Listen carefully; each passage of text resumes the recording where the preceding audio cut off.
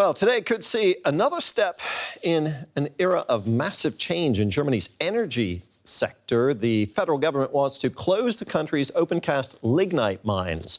Germany's Coal Commission is meeting in Berlin today to decide the way forward, and there is a lot at stake. Around 21,000 jobs depend directly on that form of coal.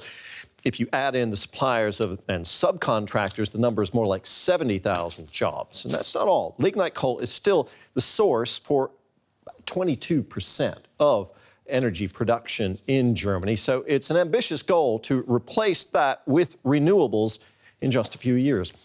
We'll get more on the Commission's decision from our correspondent in just a moment. But first, let's take a look at one of the areas most affected by this transition, the Lusatia region in eastern Germany, with its long coal mining tradition. For 150 years, the Lusatia region that straddles the German-Polish border has stood for brown coal mining. The town of Spremberg on the German side of the divide is typical of the area. Mayor Christine Herrntier fears a move away from coal will mean massive job losses. This is a question of survival, because if you can't guarantee people's livelihoods, if you cannot create economic prospects, people will leave, and they will leave faster before the actual exit from coal has taken place.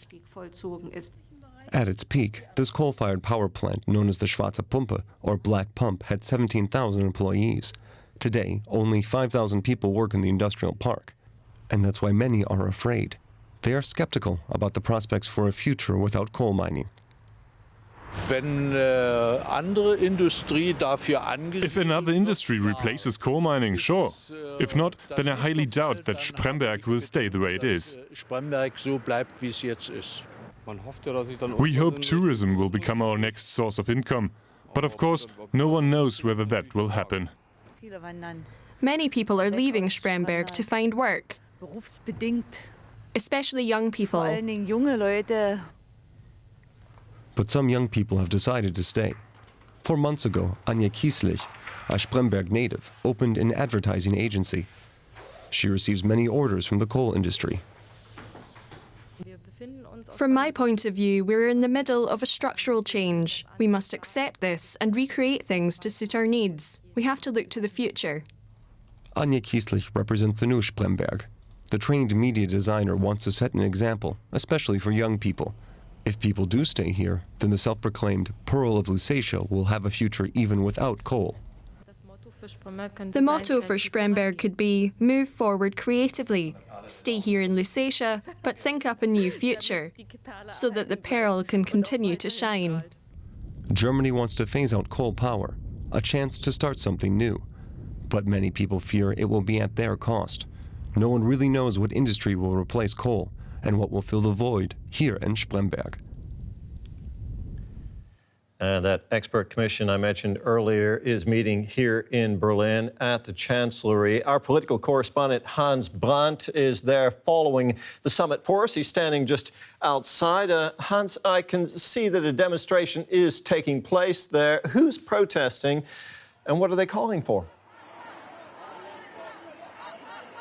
I can hardly hear because it's so loud around me at the moment, but this coal commission that has been set up by the government is trying to bring together representatives from all areas of the society that are interested in this subject and trying to find a final solution to how coal as a power source can be ended in Germany.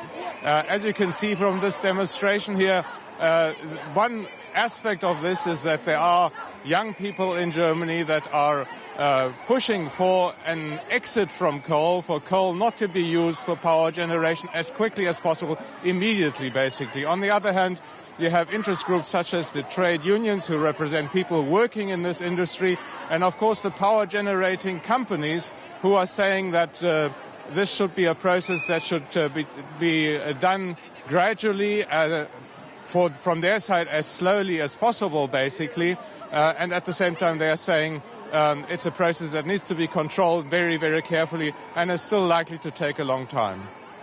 Now, the expert commission on coal that's meeting there in the Chancellery has a tough job trying to deliver a swift exit from coal while avoiding economic collapse in regions like we just saw in our report there in Lusatia. These regions are dependent on coal. How is this commission supposed to square that circle?